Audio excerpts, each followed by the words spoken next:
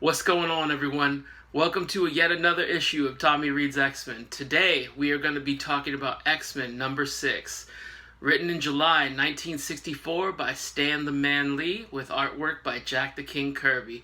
This one, a little bit of a spoiler for what's going on in the issue, is called The Submariner Joins the Evil Mutants. I don't know if it's Submariner or Submariner, but I'm going to go with Submariner because that's the way it sounds like in my head.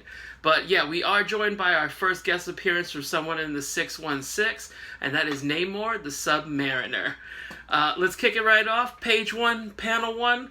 Starts off a little awkward with the X-Men at dinner time, and Charles informs us it's the cook's day off, so he forces Jean to cook dinner for him. And she's like, "Oh, Professor, I don't mind, that's cool." But let's rewind it back to the cook. Okay, we didn't know before that the X-Men had a cook for him. And did this cook sign like a non-disclosure agreement or something like that? Because clearly, this cook's seen a lot. He's seen these kids change into uniforms. They've seen them, grab a sundae on the way to go fight. Hey, I'm going to fight Magneto. I'll just take this sundae to go. Who's Magneto? This cook's seen a lot. So how come they're not talking? How come was Charles mind wiping them every time they leave? I don't know. It leaves a lot of questions for me, but he forces Jean to cook the dinner. I wonder why. So Jean's like, "Oh, I'll do it." But she cooks the dinner. Everybody's enjoying it. And then they're having pie for dessert when Iceman decides to make his pie a la mode.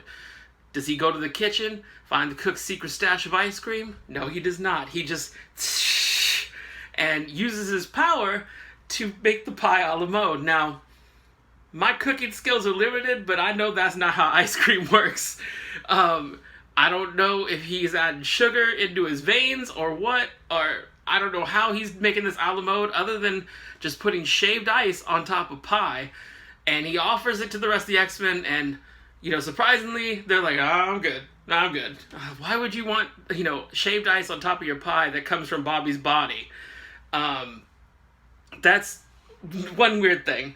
So we move on, and Charles is talking about finding more mutants, and he's seemingly obsessed with finding more mutants before Magneto.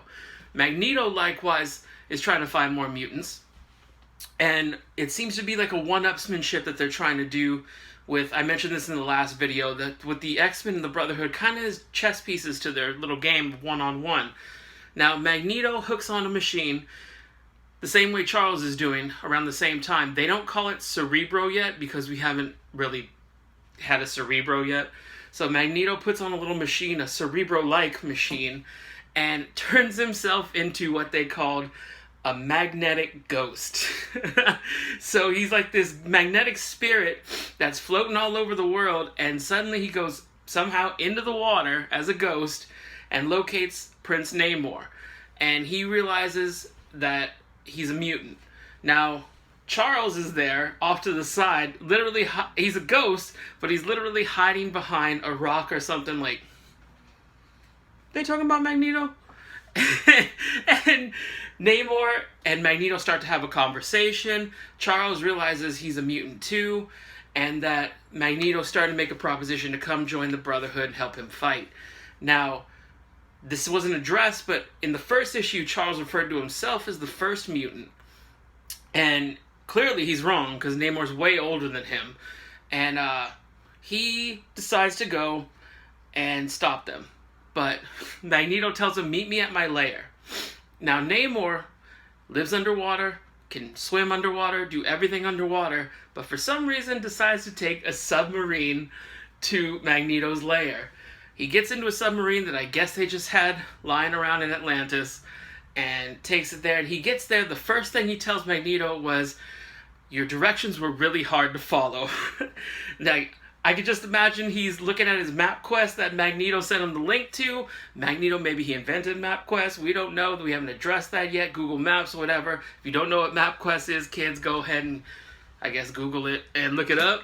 But he tells him his hard directions, like, "Dude, you told me to turn left at the Walgreens, and I turned right, I passed the Arby's, and all of a sudden, I'm somewhere else from where you told me to be. I went all the way down MLK, and now here I am at your lair, an hour and a half late. You're calling me, Your magnetic ghost kept showing up like, when are you coming here? I'm hungry. I thought we were going to have lunch before we talk business. I don't know where I was going with this whole rant of, them going to, it ended up with them going to church as chicken. But anyway, Magneto tells Wanda, I don't know if he's going to be on our side, so why don't you charm him? Go charm him with your charms. And she tries, and he's like, oh, it's cool, this layer or whatever. And he's looking around, and he says, I guess I'll join. But before he decides to fully join the Brotherhood and give that verbal commitment that Magneto could later sue him on, like, you committed for 1.5 years of Brotherhood service. But anyway, Magneto is about to agree, and Namor about to shake hands, get that agreement going, and Angel shows up as the scout for the X-Men. No sooner can he tough talk someone than Namor just handles him quick. He tosses him, and he's down. Now, Charles told the X-Men, we need to get to Magneto and Namor. How they found Magneto's lair, I don't know. Now, did he somehow get the same link? Did he tell him beforehand, hey, I'm building this lair. What do you think? I mean, do you want to meet me at the IKEA on the astral plane and we'll pick out some couches? And Charles is adamant about getting there ASAP before they can team up. And he decides to travel with the rest of the X-Men on a giant pirate ship. A giant Pirates of the Caribbean Jolly Roger pirate ship that I'm guessing he just had lying around. I looked this up, and speedboats started coming up in the 1900s. As early as the 1900s, they had the first type of speedboats with some kind of engine in the back to make it go faster. But no, not Papa Chuck. He decides to go and get a pirate ship, unless he had one lying around in the mansion. Now I'm having visions of just a giant mast of a mermaid carved in wood with Charles Xavier's face on it, because he's cocky enough to do that. He is cocky enough to have the Professor Express, which is what I thought the ship would be called, but if there's better names, please definitely drop some in the comments section. And the pirate ship sailing along. I don't know when they set sail on this maiden voyage, but they finally made it to Magneto's lair past the Walgreens, but before you hit the Arby's. And the pirate ship is attacked by what they call the world's largest magnet. And it's exactly as you could probably picture it. It is a giant red U with metal tips on it, just like the Acme. So they probably bought it from the Acme company, and a coyote who was selling his magnets that weren't working on eBay. Magneto's like, you know what, that totally fits my motif that I was going with. Charles don't know about this couch here. It's got stripes, and I wanted vertical, and he wanted horizontal. But you know what, I'm gonna get this magnet anyway, because it's gonna come in handy. And he blows up the pirate ship with the magnet. X-Men get to land. Everybody starts tussling right away. You guessed it. Scott and Cyclops and Quicksilver start pairing off. Now, this has happened the last few issues where they start fighting each other. Last issue, Scott thought about recruiting Quicksilver to the X-Men because, I guess he likes him. And I guess Quicksilver likes Scott because they seem to have this kind of love-hate friendship thing going on where they're fighting, but they're not really fighting. They're more bantering. They're kind of razzing each other and like, so, have you read Catcher in the Rye yet? What'd you think of chapter? And then Jean comes in, and to stop Quicksilver, she spins him around and around until he gets dizzy and he's incapacitated. And I half expected Scott to yell, leave my friend alone! Don't hurt him! You don't get what he's like! But Jean stops him. The X-Men start fighting, and then in his anger, Magneto talked down to Wanda, and Quicksilver doesn't like that. Namor doesn't like that. Quicksilver definitely doesn't like it, but he's all busy throwing up and stuff because Jean spun him around. Namor doesn't like it, and he decides, you know what? If you're treating people like this ain't what I'm with. So he decides not to join the Brotherhood. And he's like, clearly, you guys have your own issues. Don't involve me or my kingdom in this. Forget you guys, I'm out of here. And he bounces, goes back into the sea, and everyone's just kind of like, oh, well, I guess the fight's over? I don't know. What are we doing with the rest of our day? And Magneto and the Brotherhood escape the lair. They leave a second lair in 2 issues, and they escape in a giant rocket ship. Now, I think I've established earlier that Magneto possibly started MapQuest. I can't confirm this. I'm going to say probably not. But how is he affording all this stuff?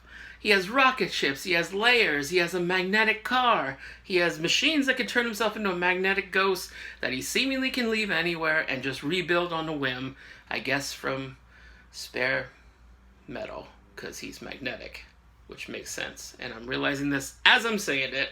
But yeah, I mean, where is he getting all this money to build all this stuff, recruit henchmen? Is he paying them? Is there insurance, a 401k? What's going on? Because Charles is getting breaks on the X-Men because he's saying they're students. But the other people, they gotta be paying taxes, right? I mean, Toad's like at least in his 20s. I mean, the twins are probably in their early 20s, but Toad's like at least 27. He's made a few life choices and at least worked someplace, sometime. The X-Men win the day. We almost get through an entire issue up until the second to last panel without someone giving Jean a Jean's hot. That's what I'm going to call it now. A Jean's hot, because someone always has to mention how hot Jean is. And we almost get through it, and then for no reason at all, while they're leaving, Jean's looking up, and she says how much she don't like Wanda because she is too attractive. As if she's fishing for a compliment. As if she's like, you know what? We almost didn't win this one because nobody said I was hot. And Angel Bates takes the bait, and he's like, you know what? She's not as attractive as you are, Jeannie.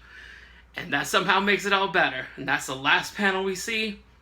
The Brotherhood lived to scheme another day. At no doubt some other layers they have. The X-Men are wondering how the heck we gonna get off this island, because they blew up the Charles Express. And we don't find out, because in the next issue everything's all good. This is a one and done. Final thoughts. This was an incredible issue. If you can't tell by my enthusiasm, how much fun I'm having ranting about Magneto's layers, I'm going to give this one an 8.5 out of 10. It was a fun issue. The guest star worked out really well. The battle was decent. We got to get more into the Scott Quicksilver friendship. All the gadgets they had were cool. I really enjoyed the heck out of this issue. I was smiling from ear to ear, reading it the whole time. And I definitely recommend you check out this one. Check them all out, but check this one out because even if you know a little bit about the X-Men, this one's a fun one to get right into. This has been Tommy Reads X-Men, issue 6. Thank you for watching. Come back for the next one.